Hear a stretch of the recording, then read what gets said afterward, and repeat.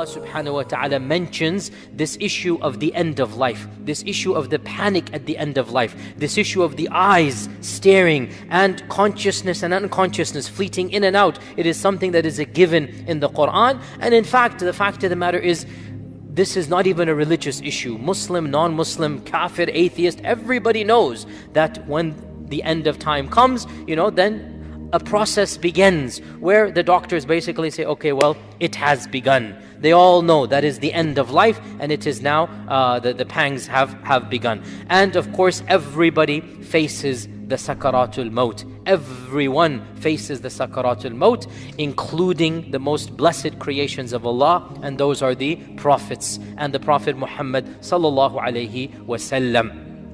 Aisha radiallahu anha said that indeed, the Prophet ﷺ, in the last days of his life, he was in my room and he was on my chest, and I would have water next to him, and he would take water in the bucket and he would wipe it with the cloth that he had. He would wipe his head. It was hot, meaning he felt hot. He felt feverish and whatnot, and he would wipe from his head and he would say, La ilaha illallah, ala inna lil mawti sakarat. La ilaha illallah, ala inna lil mawti sakarat. And Aisha says he continued to say this until he went silent for a while, and then I heard him say, Fir Rafiq al-A'la, Fir Rafiq al-A'la, and that was the last thing that he said, and he passed away. His head was on my chest, Aisha said. So, the last phrases that he said before Fir Rafiq al-A'la, what does Rafiq al-A'la mean? Up in the highest heavens, right?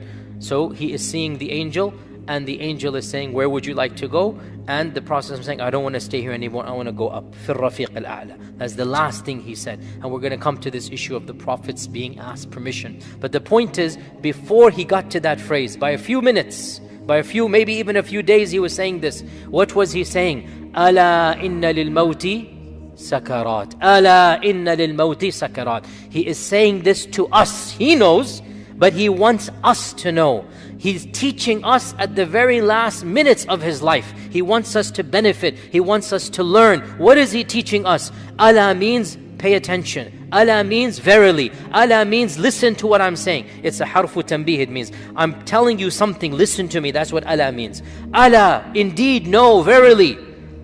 Death has sakarat. Death has sakarat. Why is he repeating this? Because the message has to be given to prepare for it. Imam al-Ghazali comments in his famous treatise on death. Imam al-Ghazali says that even if we were to presume that there is no punishment or terror or examination for the soul other than the sakarat, if the only thing that we had was the sakarat, it would be enough of a reason for us to spend our whole life preparing just for the sakarat. Of course, it's more than the sakarat, but Al-Ghazali is saying, even if there's nothing other than the sakarat, and it's just the sakarat, then the sakarat is enough for us to spend a lifetime preparing for it. And the sakarat is enough for us to dampen any pleasure of this world. And it is enough for us to reflect and to ponder and to prepare long and hard for that day when the sakarat begins. And then Ghazali concludes by saying, and no one knows the reality of the sakarat except those that have faced it. So, the Prophet ﷺ informed us, Ala inna lil mawti sakarat. Anas ibn Malik narrates that, and so the first hadith from Aisha, and Aisha is narrating the eyewitness. Anas ibn Malik narrates that when the Prophet ﷺ was unable to walk and he was on his basically last, and he was on his lying down, he began to flutter in and out of consciousness.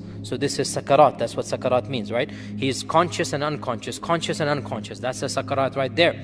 And Fatima was next to him. So Anas was the khadim. Remember, he's a young child, he's a kid, he's in the room at the time because he's not baligh at this stage. He's in the room and he is in the back. He is the khadim of the Prophet ﷺ. Fatima, the daughter of the Prophet ﷺ, is here. So Anas is narrating to us Fatima. Aisha narrated what she said and did. And Fatima is in a different scenario, probably a few hours before this, and Anas is in the room. So Anas is saying that Fatima was in the room next to the bed of the Prophet sallallahu alaihi wasallam, and she was saying, "Wa kurba abah, wa kurba abah." This is very advanced Arabic, it's balagha. Wa kurba abah. There is no translation. It basically means, woe to the pains of my father. There's no English equivalent. It's just like, what can I do, dear father, you're in pain. That's what it is. What can I do? I wish I could do something. What can I do? You are in pain. So this is a mechanism. Modern Arabs no longer use this wa something. It's gone. It's another way of doing it. It's completely gone from vernacular. But in classical Arabic, it indicated distress. It indicated grief and sorrow. I am hurt, my dear father, because of your pains. Your pains, my dear father, are causing me distress and grief. That's what she's saying. Wa kurba aba. And the Prophet ﷺ was unconscious. He woke up and he heard Fatima say this. And he said, Ya Fatima, laysa ala abiki kurbun ba'da al-yawm. Oh Fatima, after today, there are no pains for your father. This is it. This is it. This is the final bit. Oh Fatima, after today, that's it. So for the righteous, the sakarat are the end of any pain. That's it. Subhanallah. There's the good news amongst the bad news. The bad news is we're all going to face sakarat. But the good news, for the righteous person, the sakarat are the final pain that person will ever feel for all of eternity. Because after that, khalas is gone. So the Prophet ﷺ says to Fatima, Ya Fatima, laysa ala abiki kurbun ba'da al-yawm. Oh Fatima, don't feel sad. Oh Fatima, you don't have to cry. Oh Fatima, don't worry.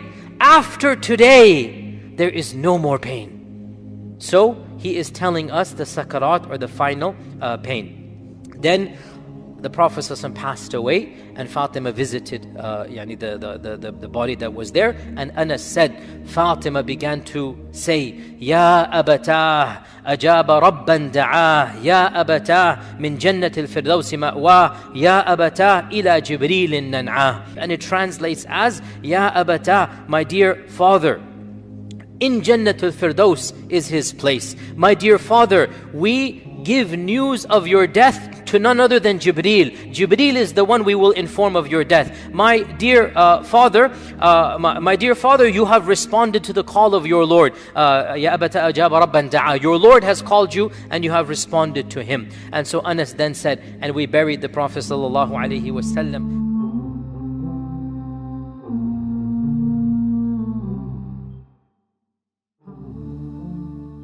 Are you tired of all these annoying ads on YouTube? Are you worried that a haram video might pop up? Well, the One Islam TV app is here to solve these problems, inshallah.